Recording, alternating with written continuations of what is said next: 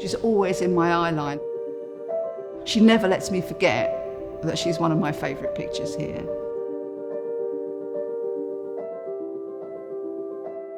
The painting I'm going to talk about today is Daisy Fairy by Sir Peter Blake. I've been volunteering here for about 6 months now.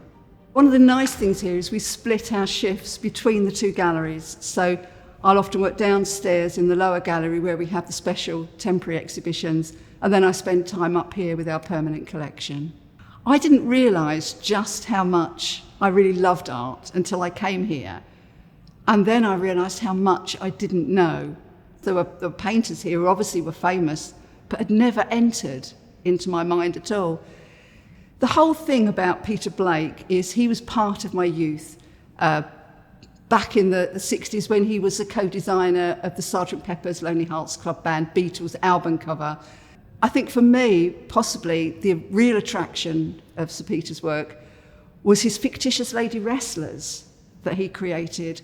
And he had one called Babe Rainbow, and she was reproduced as a print, but strangely on tin as opposed to a paper poster, which my elder brother bought a copy of and had this hung in his bedroom.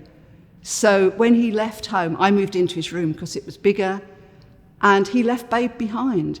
So while I still covered the other walls with the posters of my favourite pop stars, Babe always stayed there because she was so alive and so vibrant. So when I came here, I was absolutely thrilled to see that we had a Peter Blake painting.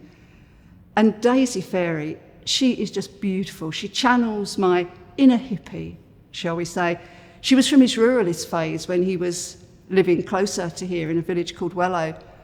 And it has bits of sort of pre-Raphaelite about it, which again fitted in with what I liked. And lots of his paintings from this time were fairies, very ethereal and just stunningly beautiful. Because the volunteer sits usually up near the entrance there, Daisy's there, so she's always in my eye line. She never lets me forget that she's one of my favourite pictures here. It's not actually just the fact that she has this wonderful, ethereal look about her. I mean, you can just tell she's a fairy. But it's also the frame as well. And it's one thing that I think people are inclined to forget sometimes, that the frame makes a huge difference to the picture. And Daisy's frame is, as you can see, it's just absolutely beautiful, very sort of Indian and intricate and delicate. And it just is perfect for her. It just sets her off perfectly. So it really is very inspiring being here. The permanent staff here are absolutely wonderful. I'm forever picking brains, and we have lots of books. The curator has a wonderful library which we can always go and dip into. And I'm now enrolled in an online diploma studying the history of fine arts.